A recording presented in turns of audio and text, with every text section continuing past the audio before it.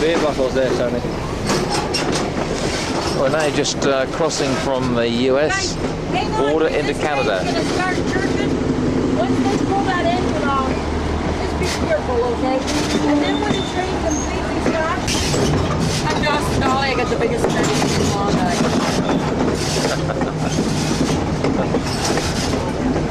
Yep. Yay, we're in Canada! Yay! Yeah.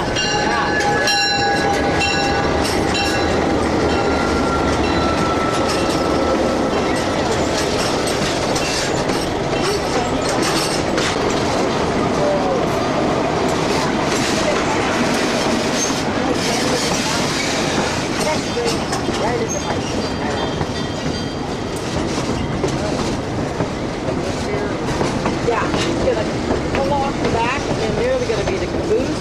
He's gonna hook up the front and push down. That's why we got a two-car seat. This is the head of the White Horse Pass. We're just about 3,100 feet elevation above sea level. And this is as far as we go. We've just come into Canada, obviously, and we're now on our return trip back to Skagway.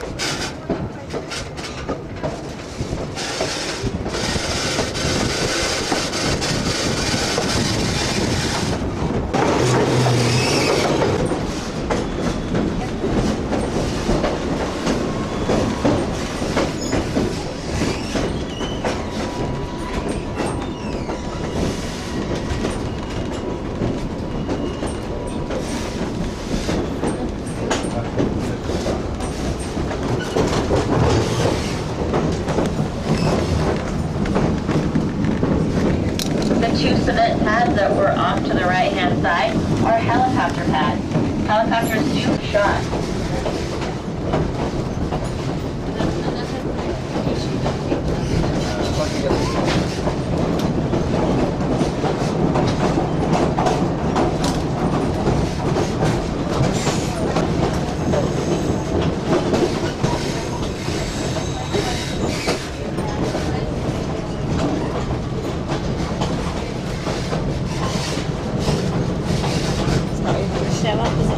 True story. So he had this little black dog. So he bites me and he dies, and his leg stuck straight up in the air like rigor mortis. And anyway, the guy's eyes got as big as saucers, and he backs up and he goes, "Who are you?" And I said, "What do you mean, who am I? Does your dog have shots?" And so yeah, that's a true story. So he let us go across. We got some gold and we got some fish, and yeah, first time I ever gold pan dog bit me and died. Has that ever happened to you guys? No? Is that a normal story? No. Anyway, so that's a true story. But I wanted to share with you guys, have you ever heard of Robert Service? Yes, I wanted the gold and I got it. Came out with a fortune last fall. Yet somehow life's not what I thought it. And somehow the gold isn't all. No, there's the land. Have you seen it? It's the customous land that I know. From the big dizzy mountains that screen it, to the deep death-like valleys below. Some say God was tired when he made it. Some say it's a fine land to shun. Maybe and there's something as we're traded. No land on earth and I'm one. You come to get rich. Damn good reason. You feel like an exile at first. You hate it like hell for a season, and then you were worse than the worst. Well, we've arrived back at the dockside safely, and it was really an excellent trip we've had up into the mountains on this train. And as you can see, they brought us right back to the dockside, adjacent to the ship.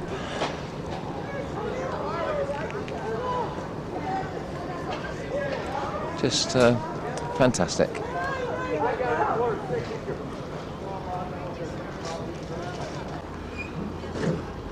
And this is probably the final shot of Skagway, where we're docked. We're due to leave here in about an hour and a half's time.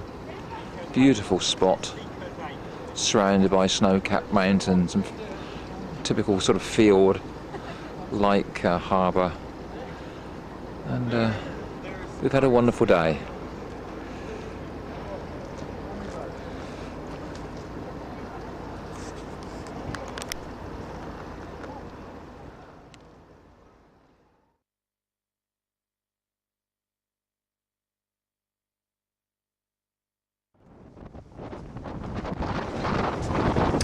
Good morning, it's Thursday, 21st, and it's now 7:30 in the morning, and we're just in the process of entering Glacier Bay, where hopefully we will see 2 or 3 glaciers that extend right down into the sea, into the water. So looking forward to this.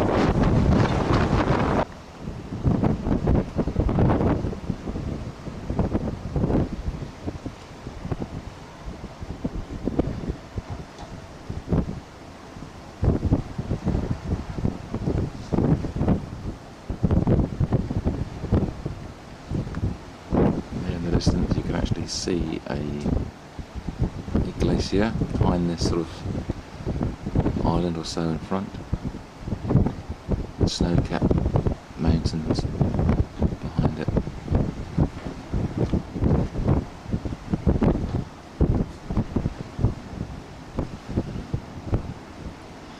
As I say, it's fairly early, it's only 7:30, so we should get some much better views closer up and more clearer as the sun comes up.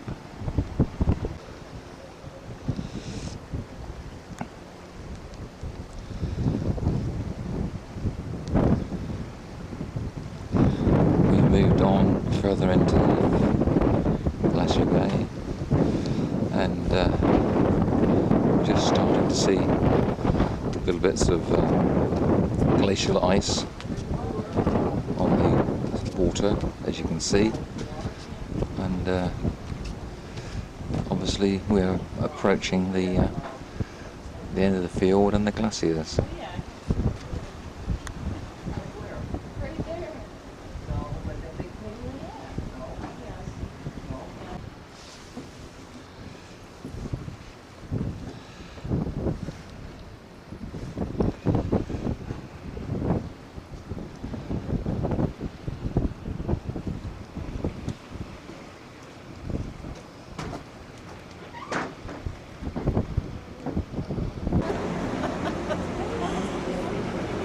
We've just passed one glacier, which we were on the opposite side, our cabin's on the opposite side, this is on the port side, so we've missed that, but hopefully we can view this when we return. Just panning around. We're obviously very close to shore at the moment, but the fjord is exceptionally deep, in excess of 1,000 feet, I understand, so I would imagine we're fairly safe. They've obviously done this many, many times.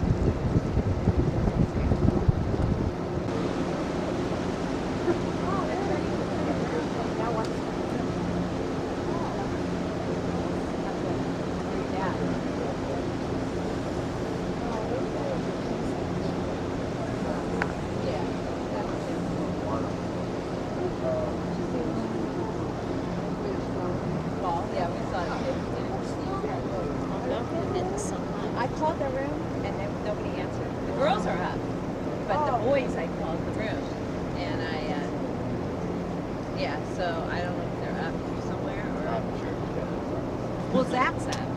But he told us. We were up to 6 this morning. Yeah, well. That's our road. They went to the 6.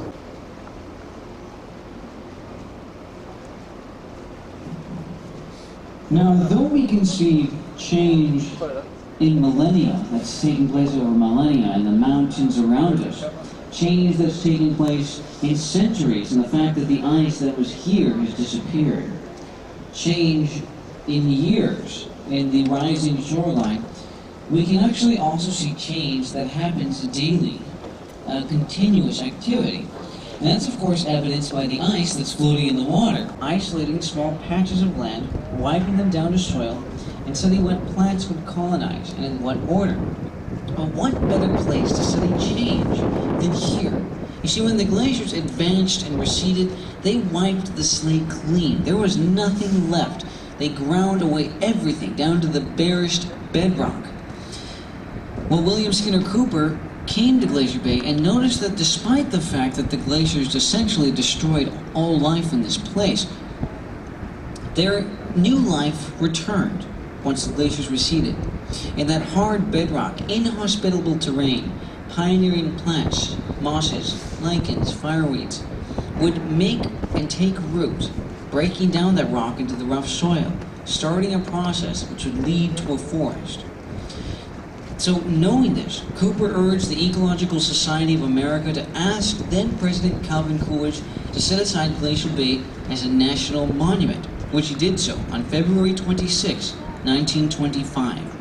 Glacier Bay later expanded to become a national park and preserve in 1980.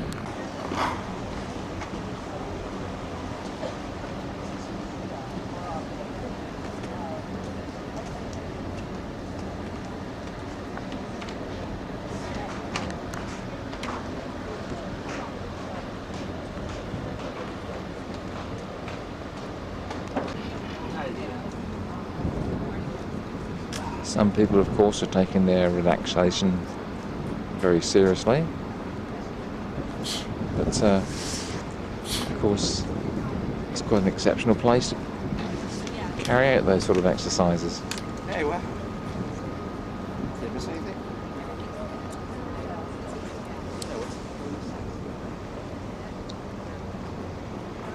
We're just entering another inlet now. And interestingly, just passing us, a few hundred yards away,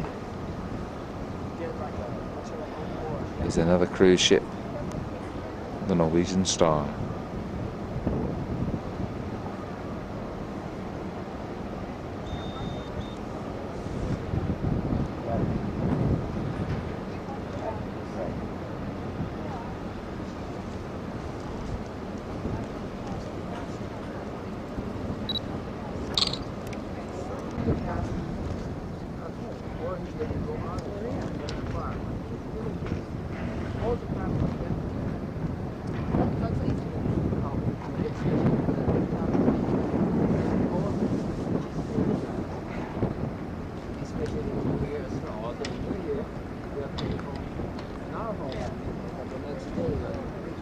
January 1st, we meet in one place in my mother's place.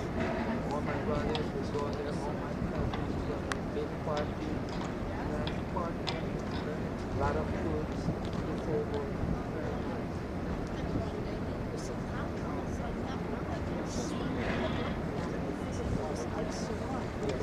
that's right.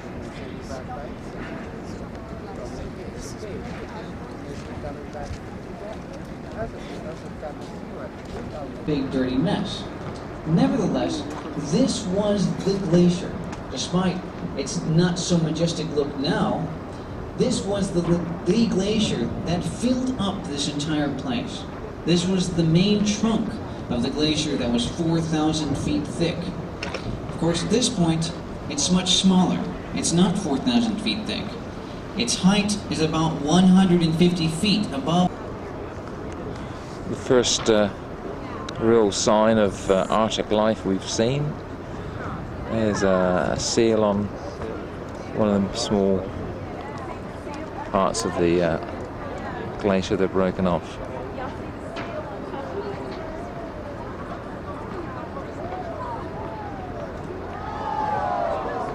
just gone now. You guys have about Marjorie Glacier or about anything else that we've discussed today. But once again, while we are here, please refrain from feeding these gulls. Many of these gulls are juveniles, and if they are fed, they may die in the winter. If they become conditioned or accustomed to, as some gulls have done in the past, they will die because they are unable to feed themselves in the winter when they have to go out into the ocean to survive. Nevertheless, I look forward to Basically, the movement we're looking at this just in case of cars. Is it C-A-L-V-S or C-A-R? Oh, we had a voice. Sorry?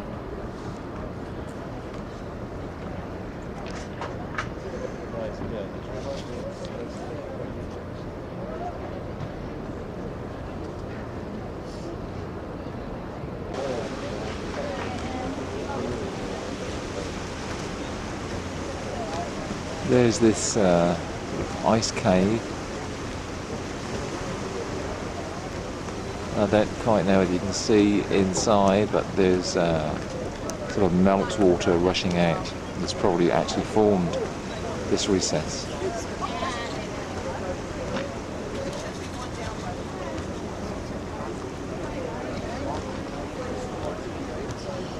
Oh, it's just beautiful, and very fortunate today. The weather is very clear and blue skies, and it really makes the whole place outstanding. Adjacent to the Marjorie Glacier here, we have the Grand Pacific Glacier, which, although it looks like land in front of us, this is in fact the face of the glacier, covered in debris, etc., which is something like 2 miles wide and goes off into the distance for some 35 miles.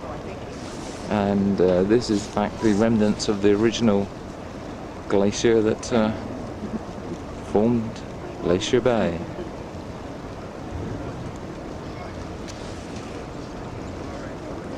But obviously the Marjorie Glacier is totally clean and far more interesting.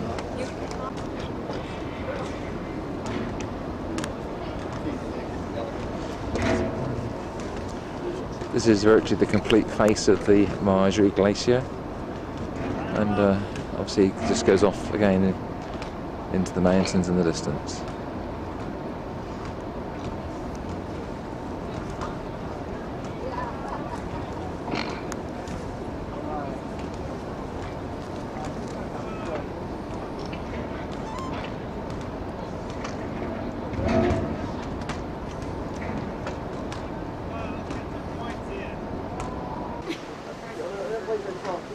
Oh, thank you so much.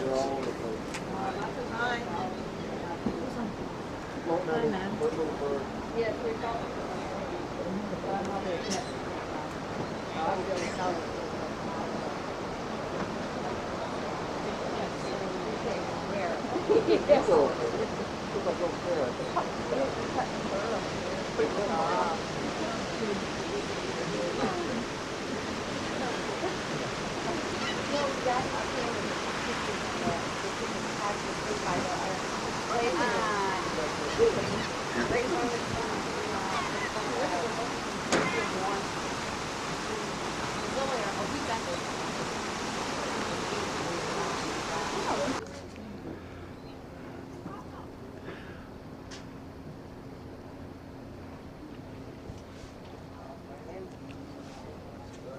Wendy? Yes. I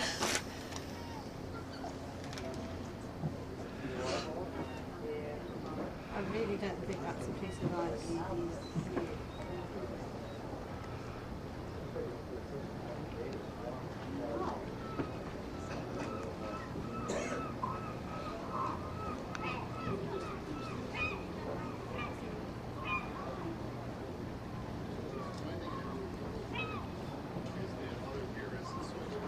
Right over there. Oh, wow. Don't fall off. Did I show already?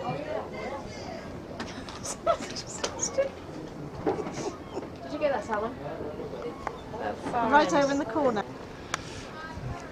As we leave the Marju Glacier, one can at least partly see the length as it proceeds into the distance up the mountainside.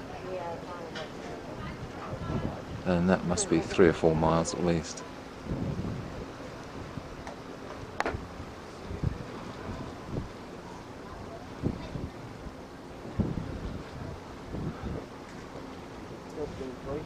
On the side, this is black.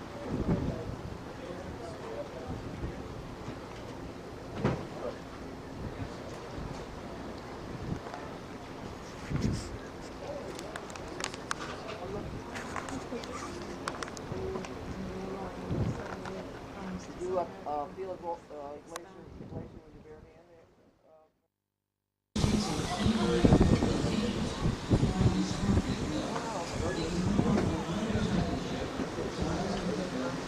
She's just have fun in it. Yeah, I can see them there.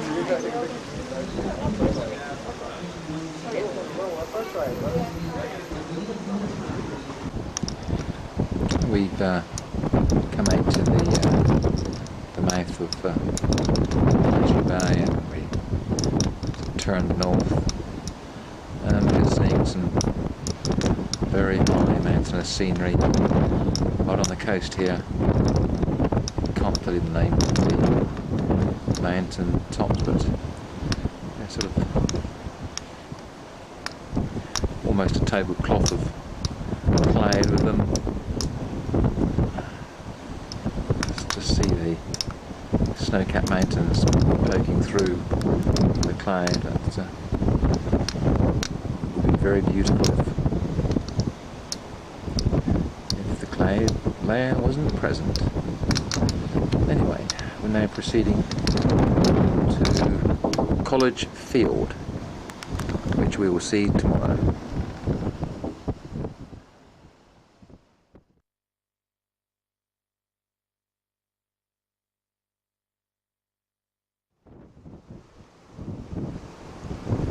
Good morning, it's Friday morning, our last full day on board, and we're cruising up towards College Bay, and which is anywhere we will be disembarking tomorrow morning prior to heading off to Anchorage.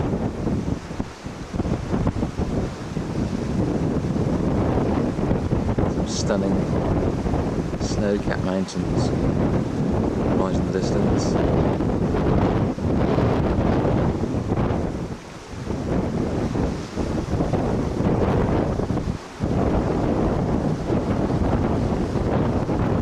Just a little bit too far away to get clear detail.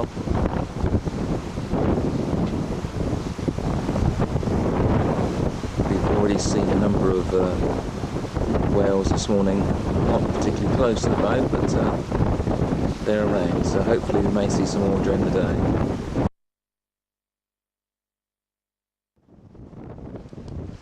We're now travelling in College Field, the last full day of our cruise, and just look at some of this magnificent scenery we have in front of us. Snow-capped mountains as far as the eye can see.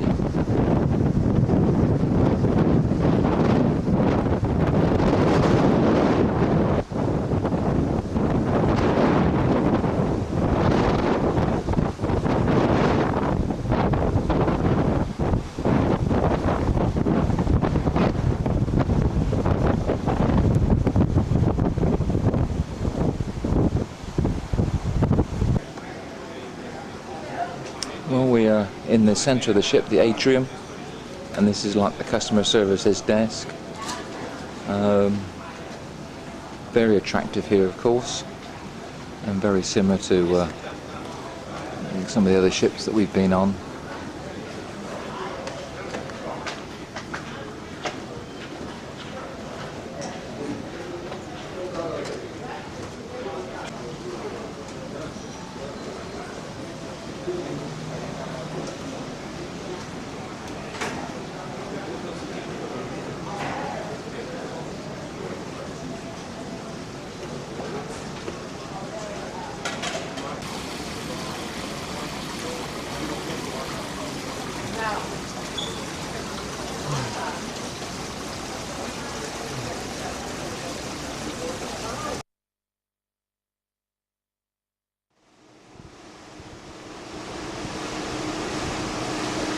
As the day develops,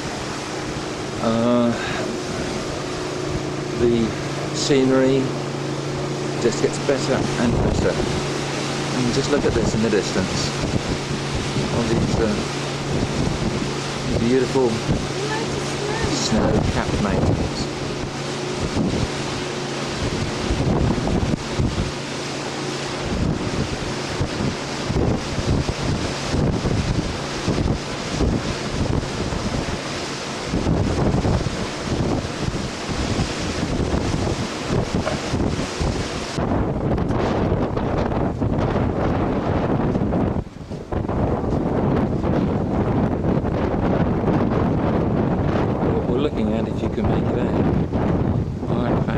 Otters in the water.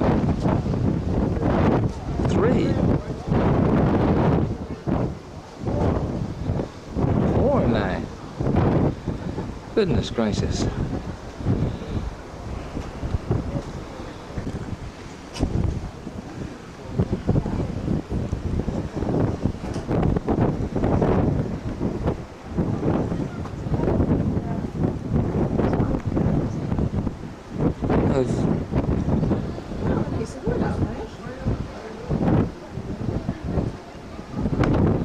Filming an otter again, quite close to the ship.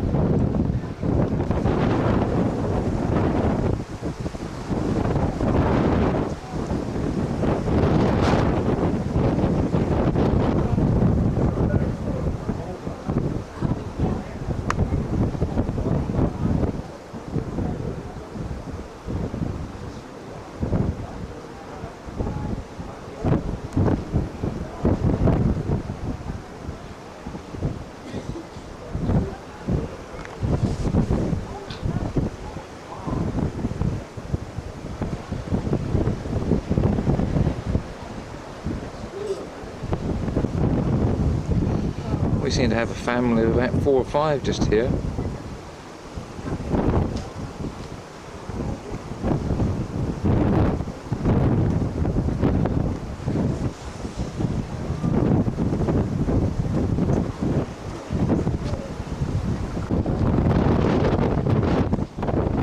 Another group of 5 here. The previous group I was able to 10 in the family group.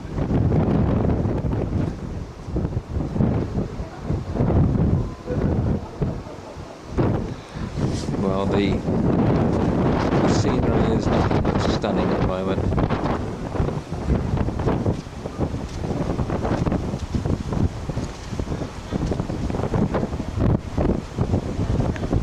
The one disappointment really is as of this moment we've not been able to observe a whale reasonably close, but who knows, maybe this one is quietly laying on his back and probably sound asleep.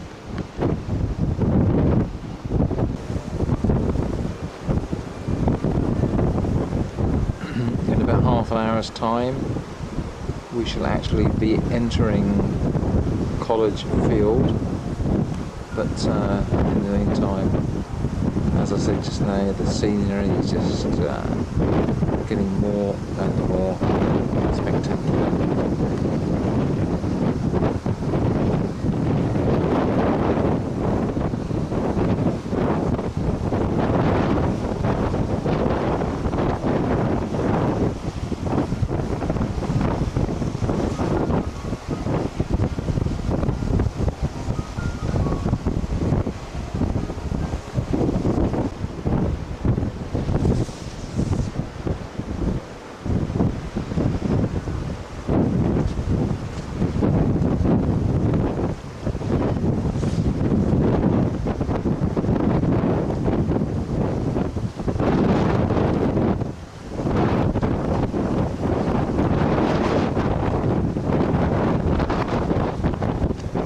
just now commencing our entry into College Field, and as you can see in the distance, I can now see 1, 2, 3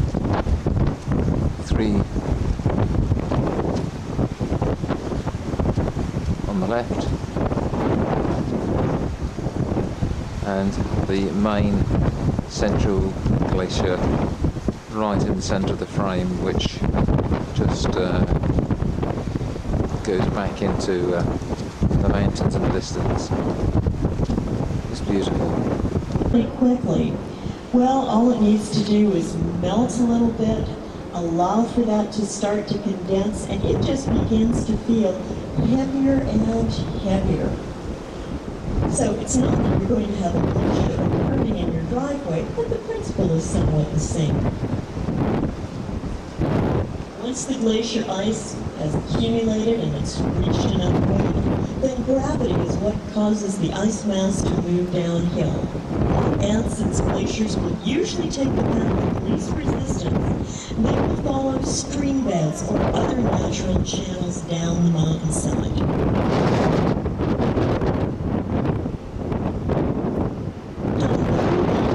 Glacier ice may look fairly sedentary to you. Glaciers are usually in a constant state of either retreating or advancing. Glacier at 11 would be Bryn Mawr, and directly ahead of us, of course, is the Harvard Glacier.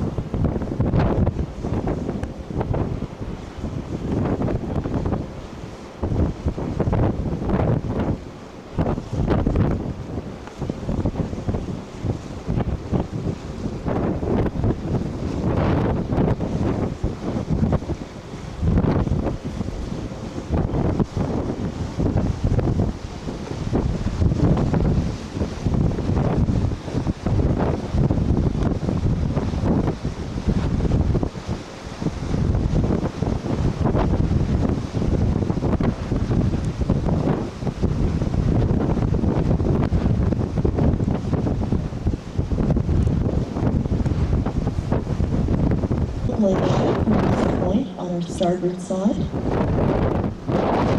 If you're looking backwards, we have the Bryn Mawr and Smith, the Vassar Glacier, and the Wellesley Glacier to the aft.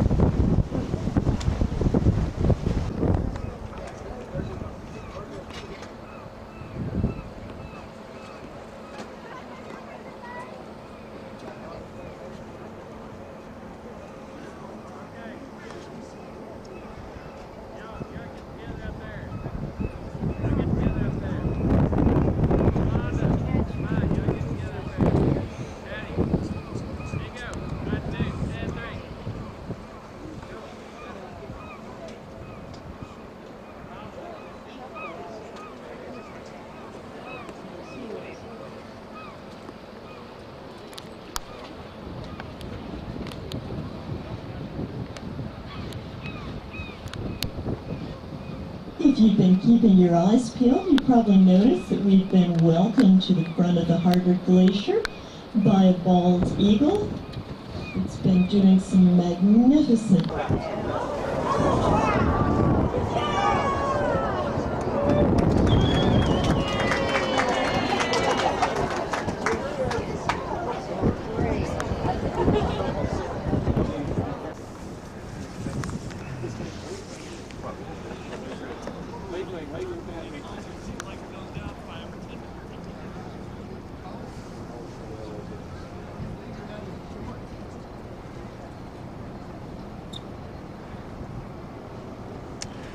The ship is now turning slowly, such that the viewing people on the port side can have a good look.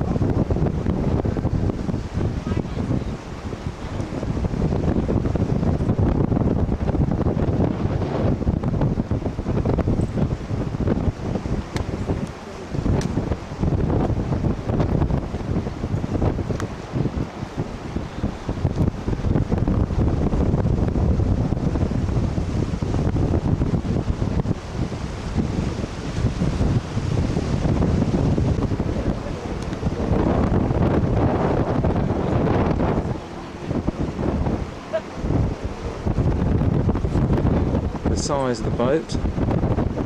I'll give you some idea of the magnitude that we're looking at in terms of the face of the glacier.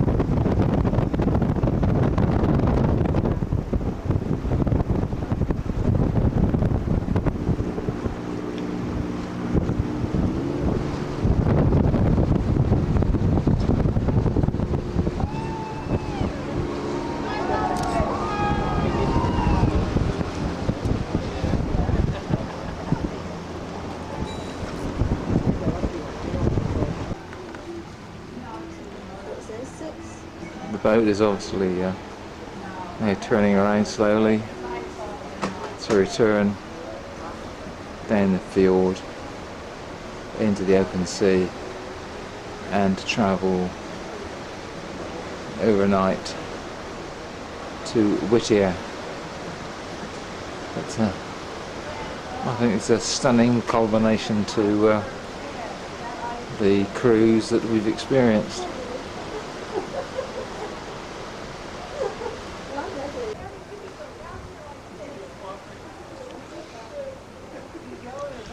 It's now 10 minutes past 10 and obviously it's still pretty light and won't be getting sort of dark until midnight or so tonight, but we're just getting this beautiful dappled light on the mountaintops in the distance. Beautiful spot.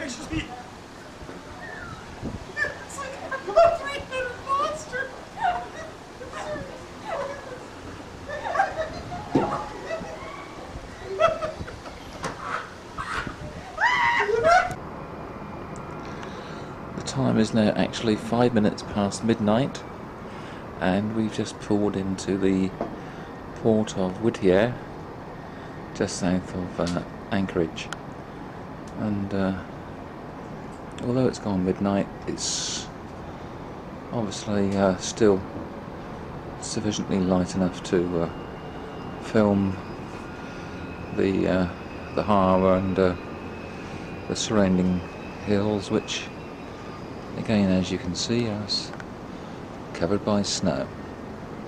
Anyway, we'll have a look at this in the morning.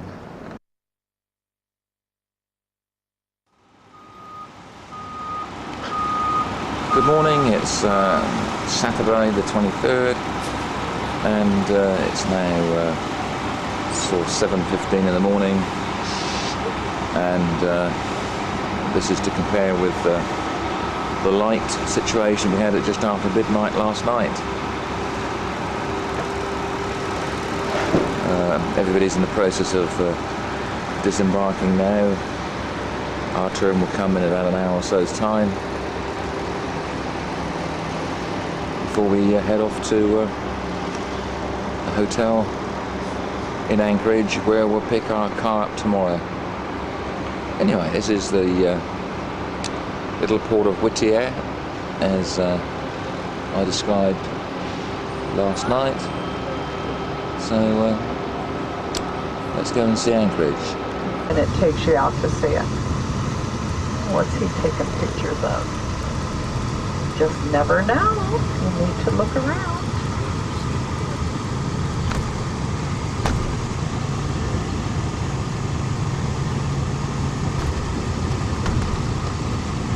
In the summertime, when the snow melts from the mountains, the moose like to go up on hike.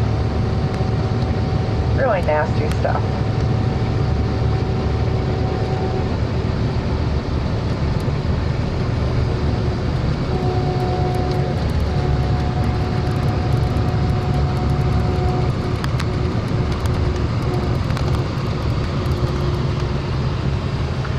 Now there's so much silt out in this water that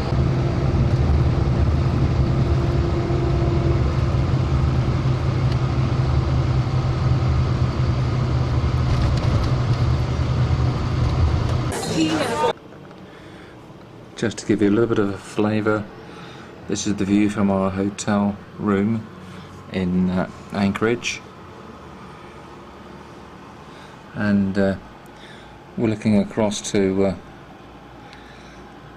the north, and as I say, it's just gone 10 o'clock, and the sun's got a long way to go down yet, so it's going to be light until at least gone midnight.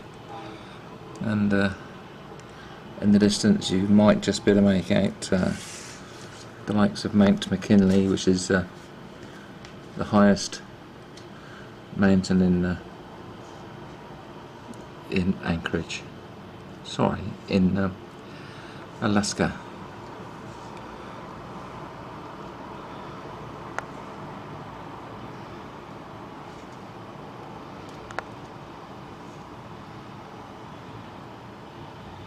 Anyway, we're picking a car up in the morning and then driving north up to the Denali National Park.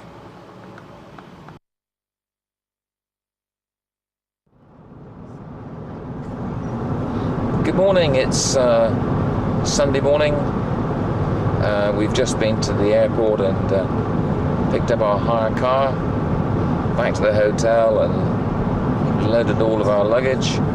And we're now heading north up the Glen Highway, and we're heading up to Denali National Park, where we should arrive in about 5 hours travelling time.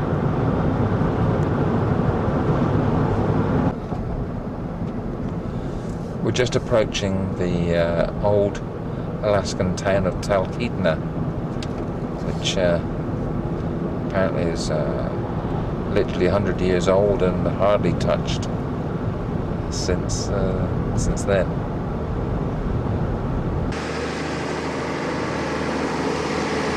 This is the car we've got on hire, a Chevrolet Ventura, very, very nice and spacious. And this is downtown Talkeetna.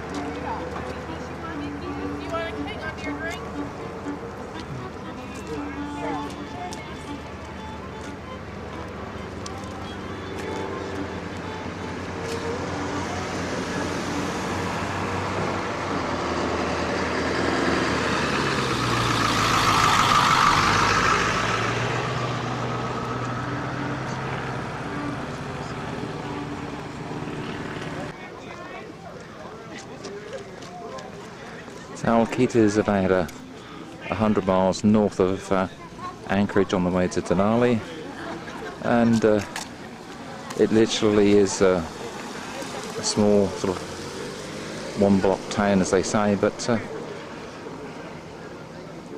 pretty commercialised, really, considering it's supposed to be typical of an Alaskan village that's set up at the edge of the gold rush just over 100 years ago. Anyway, it's a change, and we've been able to have a spot of lunch, etc.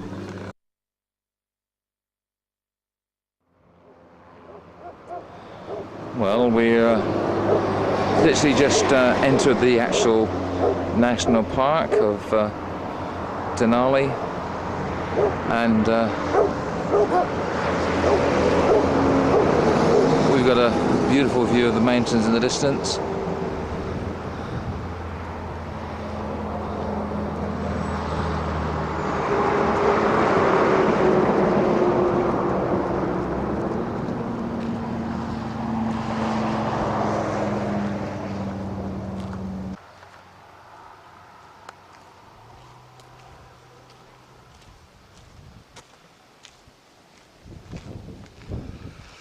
We believe, not certain, but we believe this is in the distance Mount McKinley, which is the highest mountain in North America.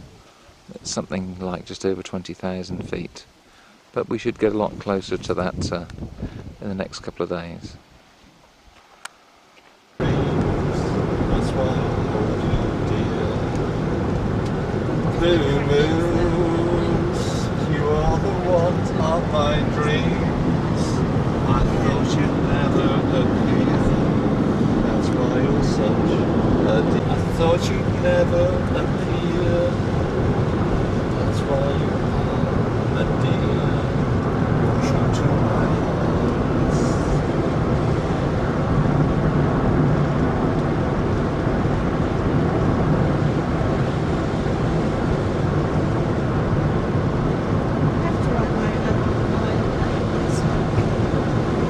Have you not written your diary yet?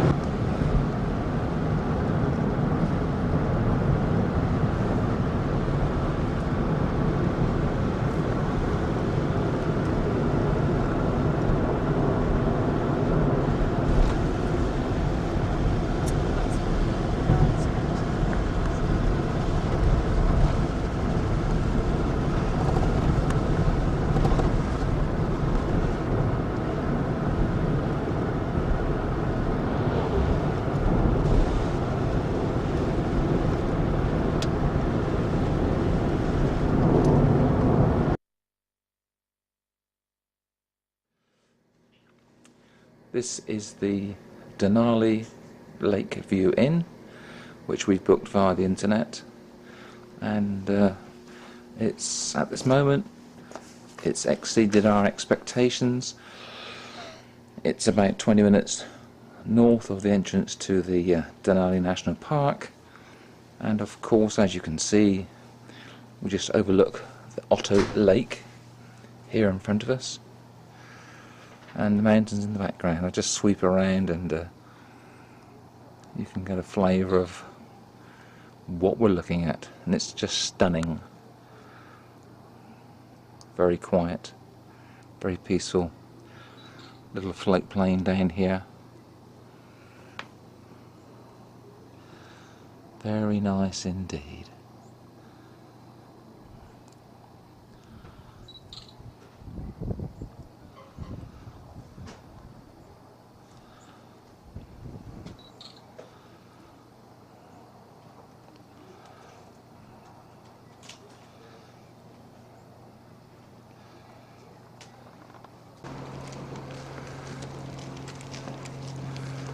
Good morning. It's the day that we're actually going to go on a tour of the Denali National Park, and here we are at the entrance, just going in.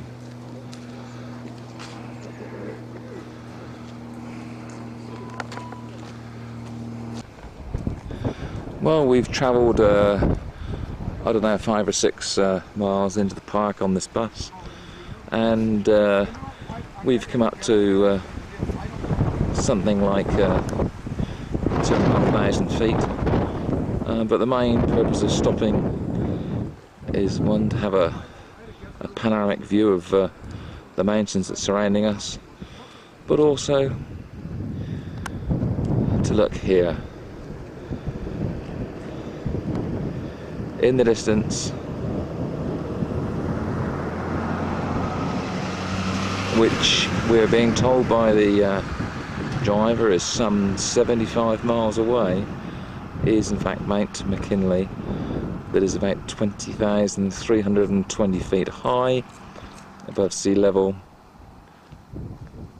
and obviously is the highest point in North America.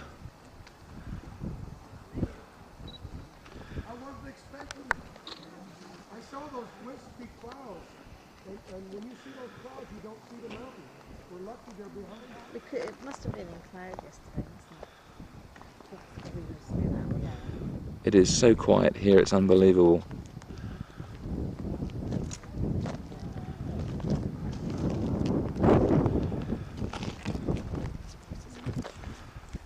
And then back to the bus. It's on the north, we're on the north. Okay? Did you bring a pie with you? No, and I don't have any supplies. That's the whole point of going out to the train, because I don't have much to prepare anything with. Yeah, we got off on a tangent. You were dallying about, did you find any blueberries out there? I've been picking a few. They're not quite ready yet. If I'd known that y'all were coming, I would have tried to find more blueberries and prepare something. Folks, I don't mean to interrupt, but Maggie's one of the few women in Alaska that bathes regularly. You can get closer so everybody in the back can hear. Move up a little bit so everybody back there can hear. No, we see them equal, but the last week or two we've been seeing more caribou than moose. Usually it depends on the time of the year.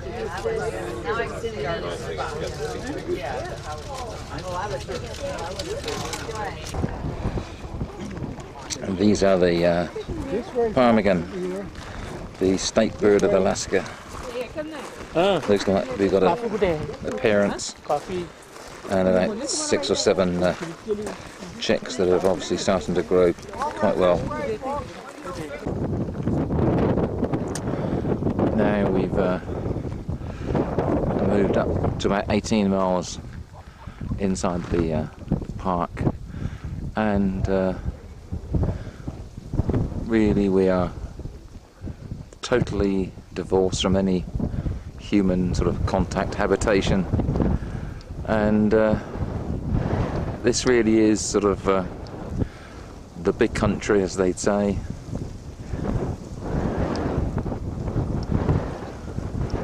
Very desolate. It must be bitterly cold up here in the winter. We're being told that the mountains in front of us actually receive something like 12 to 15 feet of snow, and where we're standing now is obviously on the drier side, because the Pacific is to the south of those mountains in front of us. The southern side receives most of the heavy snow. The northern side, where we are, just receive the trailing part, and they only have something like 6 feet of snow a year here. But again, here in the distance we have Mount McKinley, which is just a little bit hazy now, but bear in mind it is sort of 70 odd miles away. Just a beautiful, natural place to be, and as they say, the silence is stunning. The silence is deafening.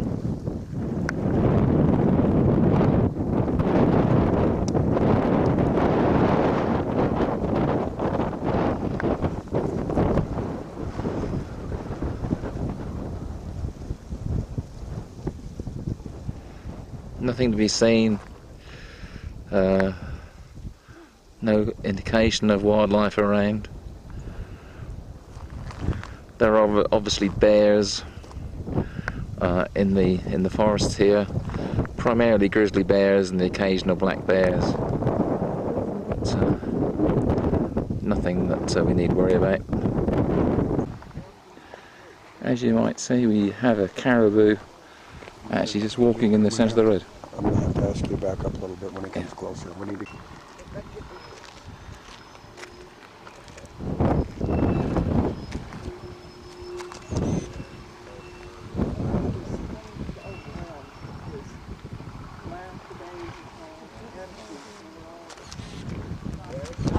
Get back.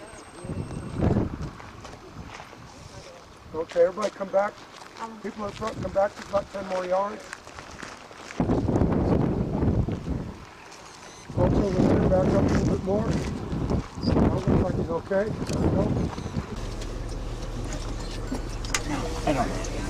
You're right, Tony. There's a lot of people. Yeah. Stand up. You can stand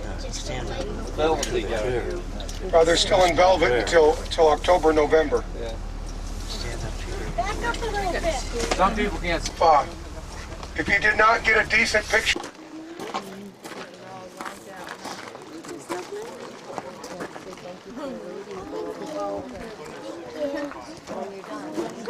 Okay.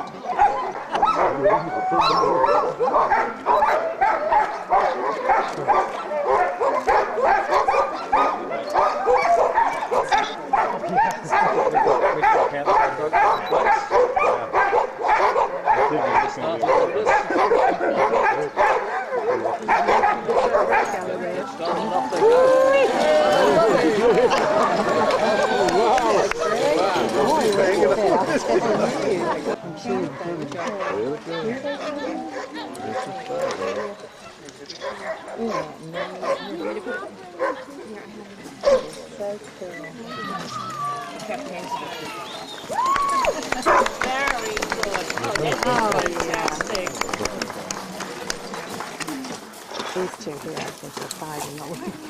You did it. Oh, you made it.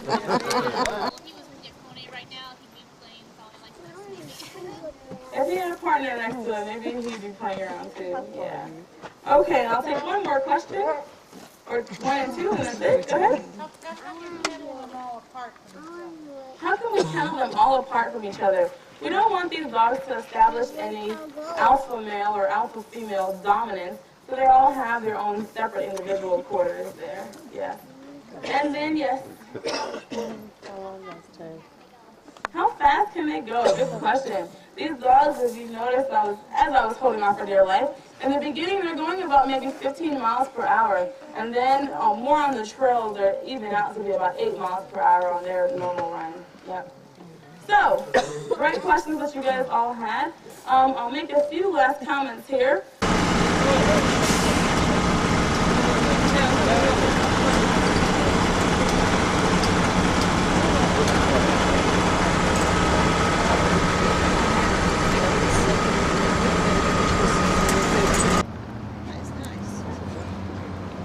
Good morning. It's Wednesday, and we're in Fairbanks, Alaska. Fairbanks is literally right in the center of Alaska, and it's something like 350 miles north of Anchorage.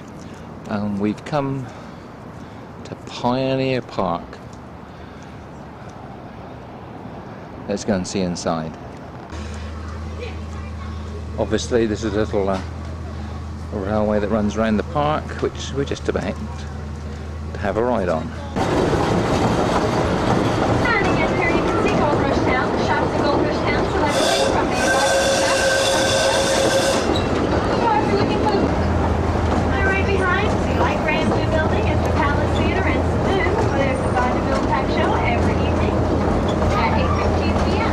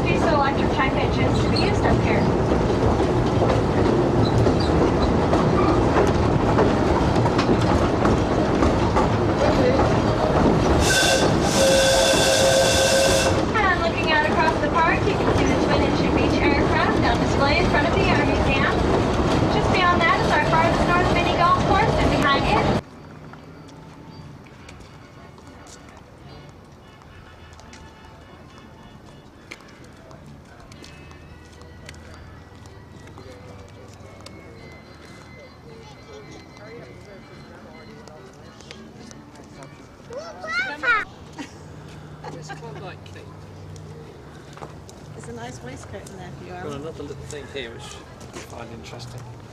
For you.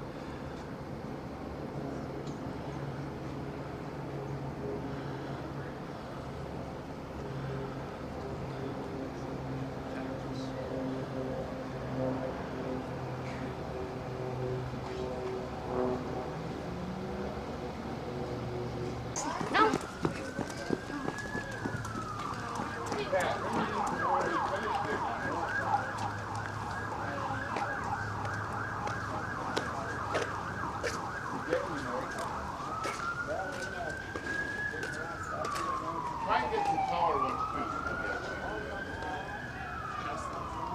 Yeah. And Laurel's free. Thank you.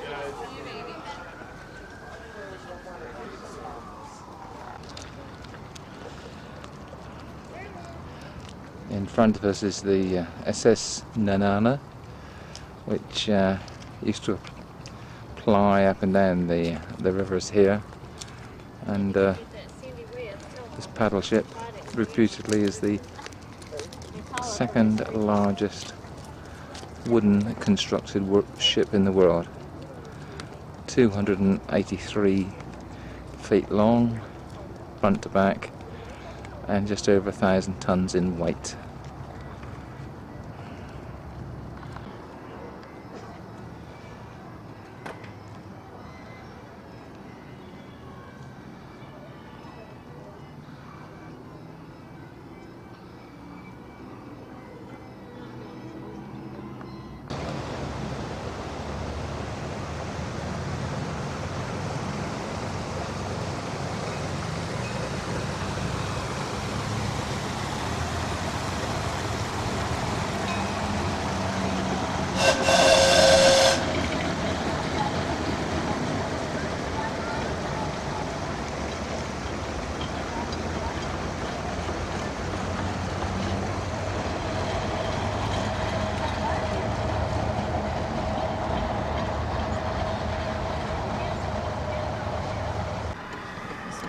Well, after much searching, we've eventually found the proverbial moose on the side of the road. It's running away from us now, as you can see, but at long last we can actually say we have seen a moose. There we go. Actually look very big, does it?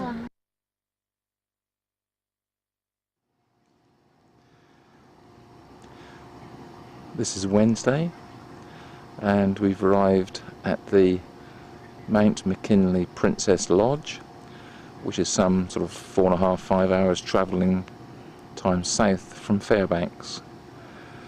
And again, just to give you a flavour, we're at the south end of Denali National Park, and in the distance we have the mountain range with snow covered peaks. In the foreground here we have the Nanana River, and although we can't see it at the moment because it's covered in cloud, we have Mount McKinley behind these mountains in front of us, which is some 35 miles away. But just panning around,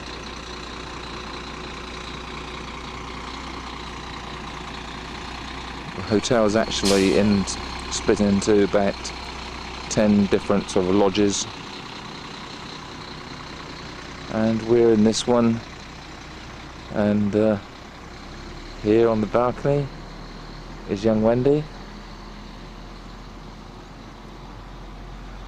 and we're just about to go for a little walk before we have dinner, so let's just go. We've just had dinner and been a bit of a storm, but we have a complete semi-circular rainbow, which is extremely interesting. Alan's also videoing at the same time. It's quite lovely, in fact. Just turning through literally 180 degrees from the rainbow. You can just make out the river below and the mountains in the distance. And here in the centre, poking above the cloud, that is Mount McKinley.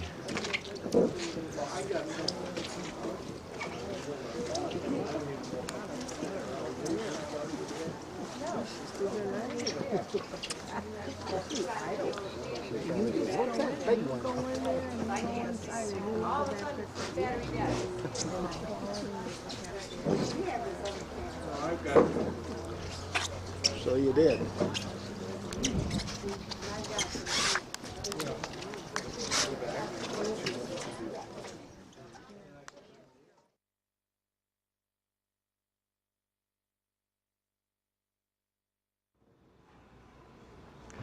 Good morning, it's Friday the 29th, and we've travelled down from the Kenai Princess Lodge to the port of Seward, which is about 45-50 miles south of where we're staying.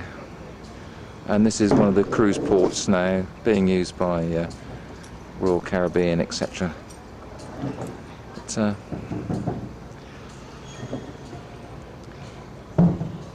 quite a nice small port, but obviously on the edge of the Kenai Field district, which is extremely scenic and well worth a visit. We're just going to have a little look around and maybe do one or two things.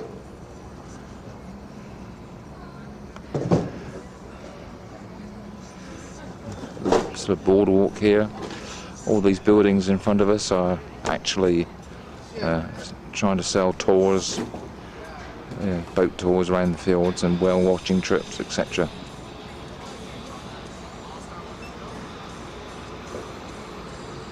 Anyway, it's got a bit of character. Temperatures dropped dramatically. It's time to put sweaters on, and it's probably around about the high 50s at the moment. We've had a lot of rain in the last 24 hours. You're out here on the water.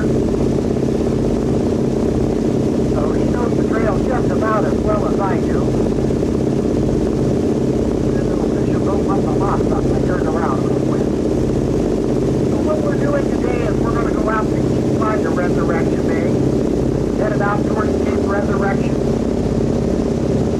We'll go down the east side and pass some cove on.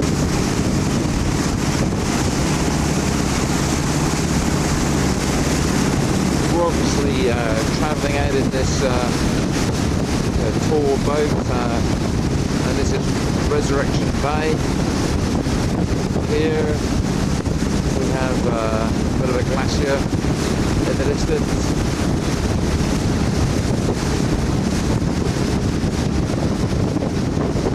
Snow-capped mountains, really low today. At least it's not raining, but it's very cold. Got to have an overcoat on and a woolly hat, and I suppose the temperature we're looking at the moment with the wind chill is probably about mid-40s. Hopefully we're going to see some wildlife in a few minutes' time. We shall see.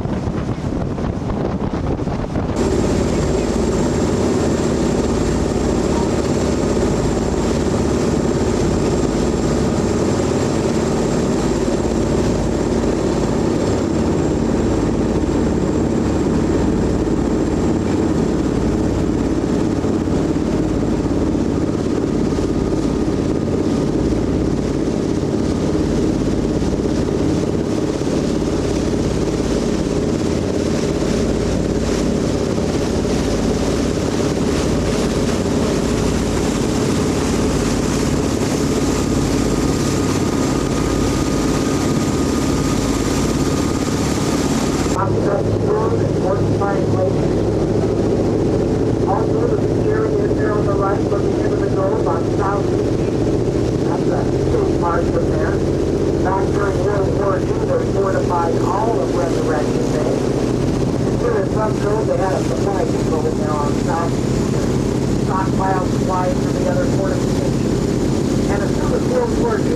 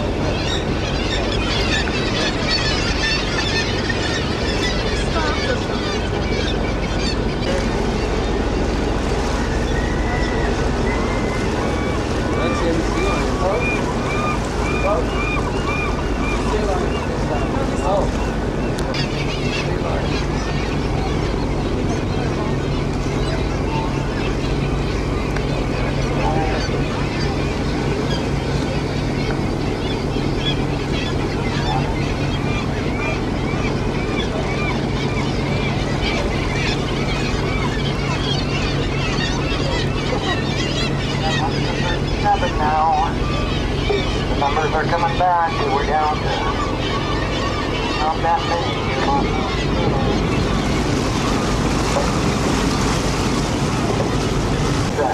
As a state park, it hasn't developed it in any way.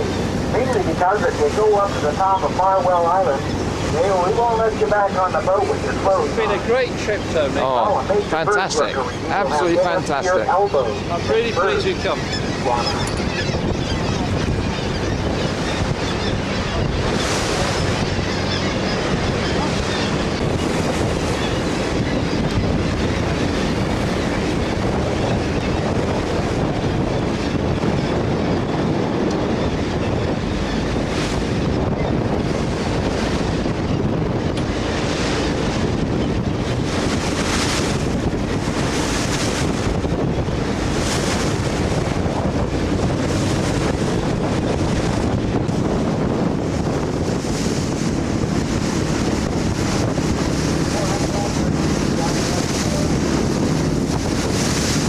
The boat's getting a bit rough now as we're coming out into the open sea. I'll do my best.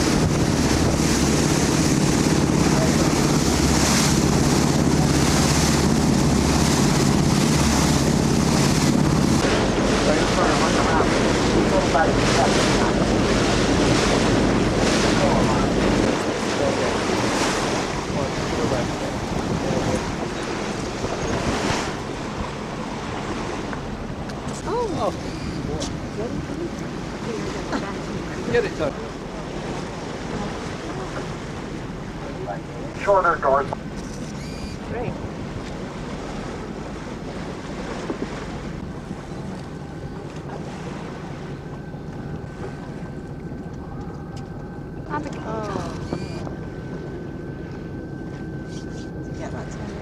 Yes, I think I did.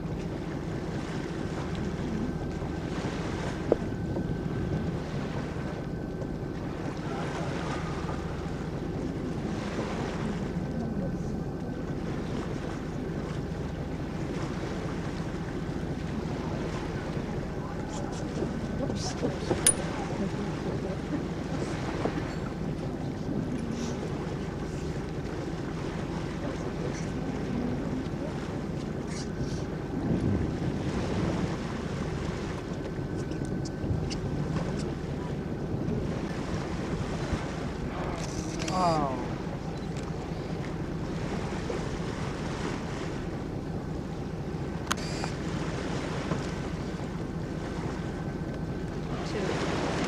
Oh, Three. Three.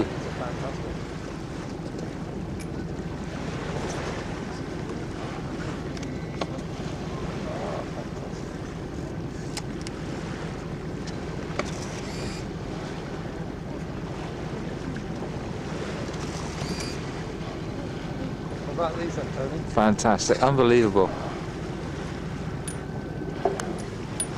Someone's coming right underneath. Right.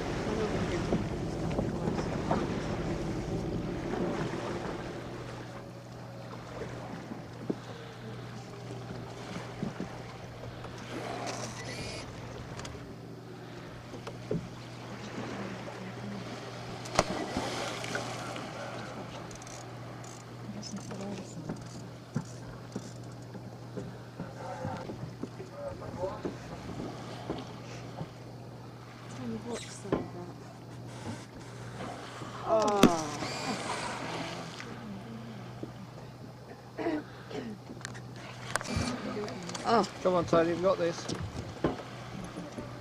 Yeah.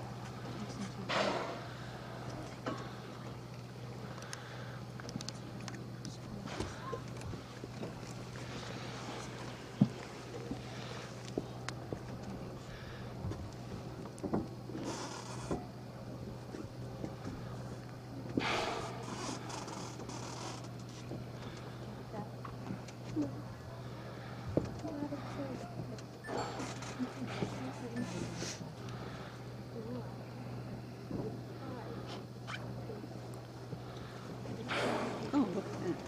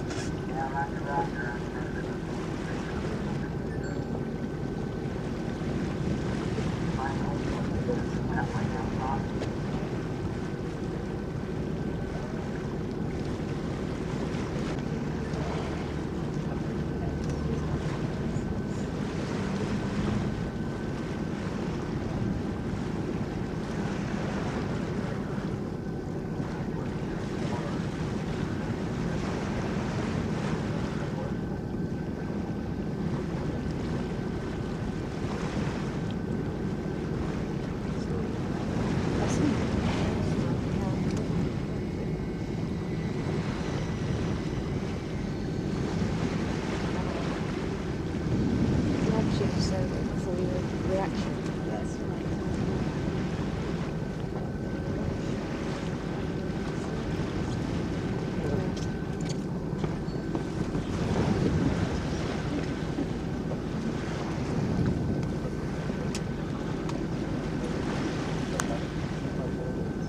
Yeah.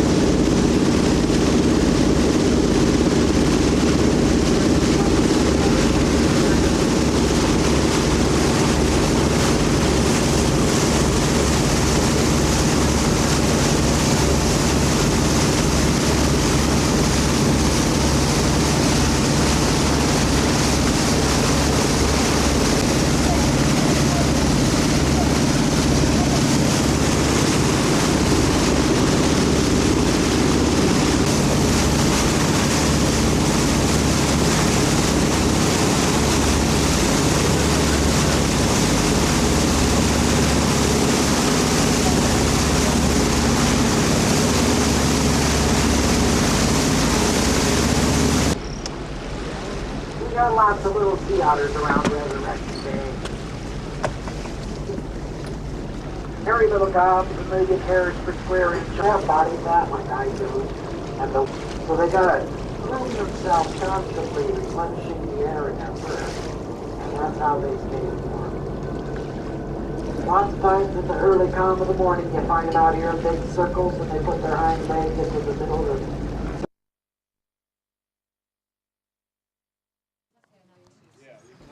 Well, it's Friday evening, and after coming back from Seward and a whale watching trip, we're about to go and on a river rafting adventure and hoping to see some more wildlife.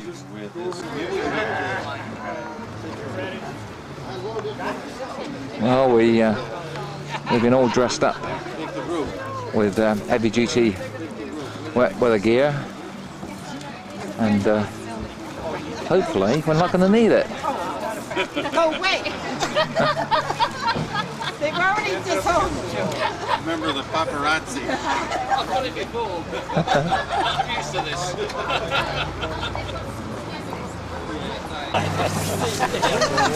Notice, he's the tallest. That's what I should have done. I left my digital in the trailer. And I just got one. I know, I got an uneasy feeling this Have is him going to be... sit down, huh?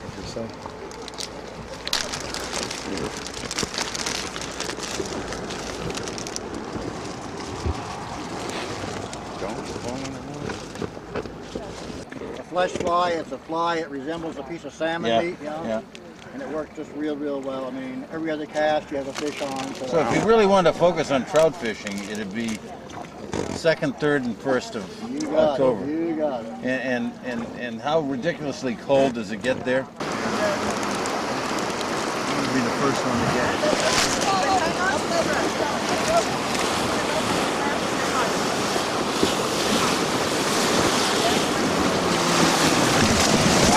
Hey, this is fun. When that boat decides the frame wants to die, and that water comes over you. Well, look at the ducks! They're having a good time. Having a great ride. You see the ducks, Tony? Those are called golden eyes. Look inside their head. Look like little golden.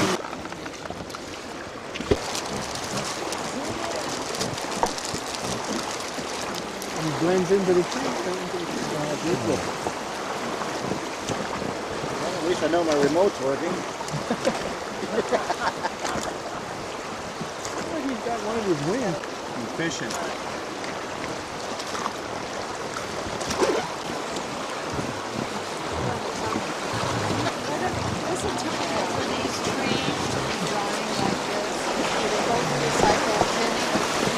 I didn't hear the whole question. I'm sorry.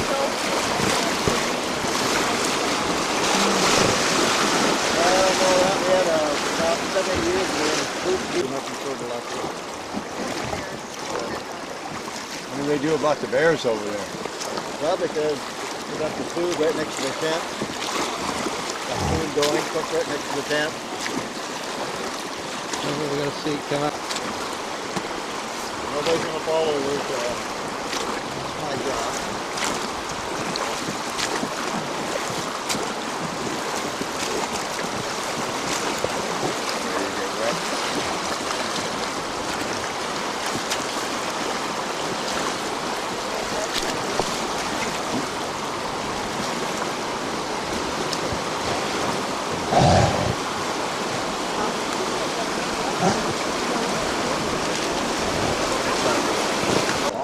All my different rules are clear and legal.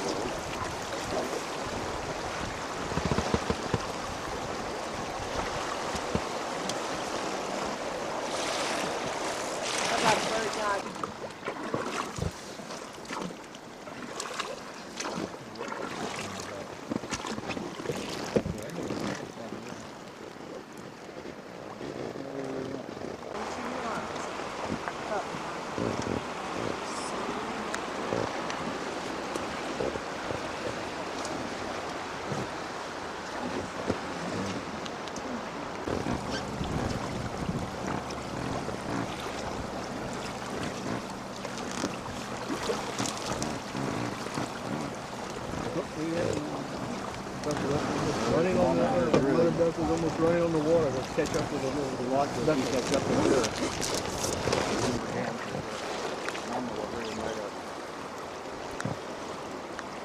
She was almost running on the water to catch up with the duck here.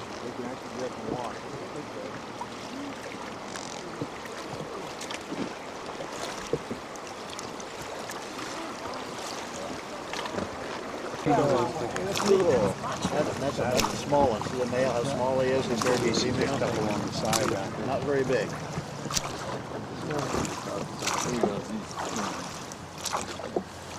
Seagulls are interesting where you look.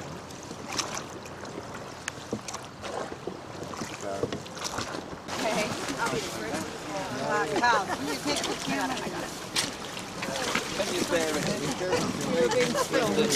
Oh, Wendy, no bears. Oh, no bears, Tony. She can't bear it.